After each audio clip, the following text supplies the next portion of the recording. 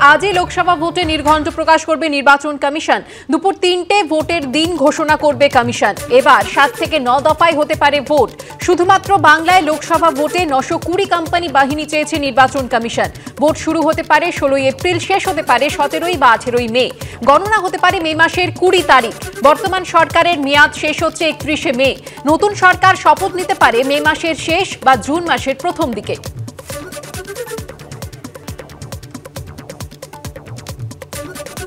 আজ বেলা ৩টের সময় সাংবাদিক সম্মেলন করবে জাতীয় নির্বাচন কমিশন এবং আজই লোকসভা ভোটে নির্ঘণ্ট প্রকাশ করবে তারা। দুপুর ৩টে ভোটের দিন ঘোষণা করবে কমিশন। এবার ৭ থেকে ৯ দফায় হতে পারে ভোট। শুধুমাত্র বাংলায় লোকসভা ভোটে ৯২০ কোম্পানি বাহিনী চেয়েছে নির্বাচন কমিশন, যা অন্যান্য রাজ্যের চেয়ে সবচেয়ে বেশি। ভোট শুরু হতে পারে ১৬ এপ্রিল, শেষ হতে পারে ১৭ বা ১৮ মে। গণনা হতে পারে মে মাসের ২০ তারিখ। বর্তমান সরকারের মেয়াদ শেষ হচ্ছে ৩১ মে। নতুন সরকার শপথ নিতে পারে মে মাসের শেষ বা জুন মাসের প্রথম দিকে। কবে হবে লোকসভা ভোট? কত দফায় হবে নির্বাচন? কবে জানা যাবে ভোটের ফল? এই নিয়ে যখন দেশ জুড়ে জল্পনা তুঙ্গে, তখন জাতীয় নির্বাচন কমিশন জানিয়ে দিল সব প্রশ্নের উত্তর মিলবে শনিবার দুপুরে।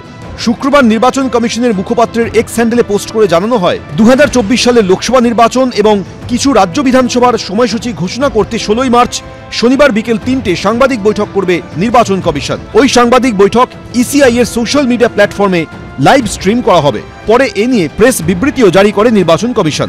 ২০১৪ সালে লোকসভা নির্বাচন হয়েছিল ৯ দফায়, ২০১৯-এ ভোট হয় ৭ দফায়। সূত্রের খবর, এবার নির্বাচন হতে পারে ৭ থেকে ৯ দফায়। ভোট শুরু হতে পারে ১৬ এপ্রিল, শেষ হতে পারে ১৭ থেকে ১৮ মে। গণনা হতে পারে মে মাসের ২০ তারিখ। বর্তমান সরকারের মেয়াদ শেষ হচ্ছে ৩১ মে। সেই হিসেবে নতুন সরকার শপথ নিতে পারে মে মাসের শেষ বা জুন মাসের প্রথম দিকে। ভোট প্রস্তুতি খতিয়ে দেখতে সম্প্রতি রাজ্যে আসে জাতীয় নির্বাচন কমিশনের ফুল বেঞ্চ। তখন এক দফায় নির্বাচন করার দাবি তোলে রাজ্যের শাসক দল তৃণমূল। যখন ইলেকশন কমিশন পুরো বেঞ্চে এসেছিল, সর্বভারতীয় তৃণমূল কংগ্রেসের পক্ষ থেকে প্রতিনিধিত্ব যারা করেছিলেন তারা ২-৩টি দাবি রেখে এসছেন যে বাংলায় যেন একটা ফেজেই নির্বাচনটা হয়।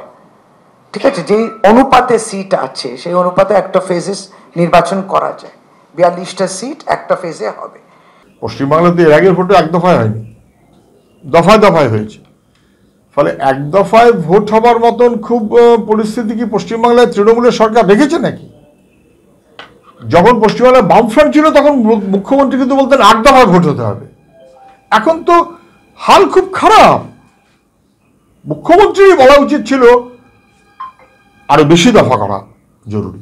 উনি বলতে পারছেন না, উনি এখন উল্টো কথা বলছেন এক দফা। তবে এক দফা না ৯২০ কোম্পানি, এগুলোর চেয়ে বেশি ইম্পর্টেন্ট হচ্ছে মানুষ যেন নিজের ভোট নিজে দিতে পারে। লোকসভা ভোটে গোটা দেশের মধ্যে বাংলার জন্যই সবচেয়ে বেশি কেন্দ্রীয় বাহিনী চেয়েছে জাতীয় নির্বাচন কমিশন। স্বরাষ্ট্র মন্ত্রকে পাঠানো চিঠিতে কমিশন জানিয়েছে, লোকসভা ভোটে বাংলায় তারা ৯২০ কোম্পানি কেন্দ্রীয় বাহিনী মোতায়েন করতে চায়। জঙ্গি উপদ্রুত জম্মু কাশ্মীরের জন্য ৬৩৫ কোম্পানি চেয়েছে জাতীয় নির্বাচন কমিশন। ইতিমধ্যেই রাজ্যে এসেছে কেন্দ্রীয় বাহিনী। রুট মার্চও শুরু করে দিয়েছেন জওয়ানরা।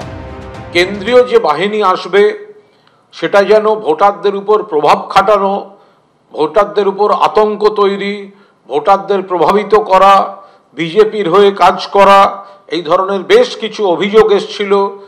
আতঙ্ক তৈরির জন্য শীতলকুচিতে গুলি চালানো, প্রাণহানির ঘটনা ঘটেছিল।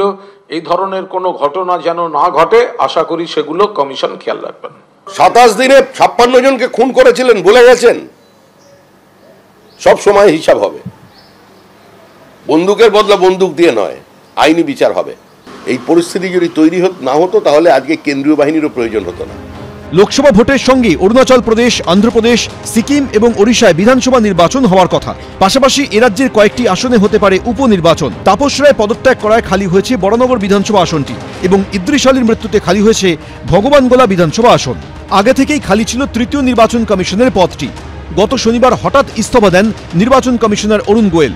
সেই শূন্যপদ পূরণের পরদিনই ভোট নির্ঘণ্ট ঘোষণার তারিখ জানিয়ে দিল নির্বাচন কমিশন। নির্বাচনের দিন ঘোষণার পরেই আনুষ্ঠানিকভাবে বেজে যাবে ভোটের দামামা। চালু হয়ে যাবে মডেল কোড অফ কন্ডাক্ট বা আদর্শ আচরণ বিধি।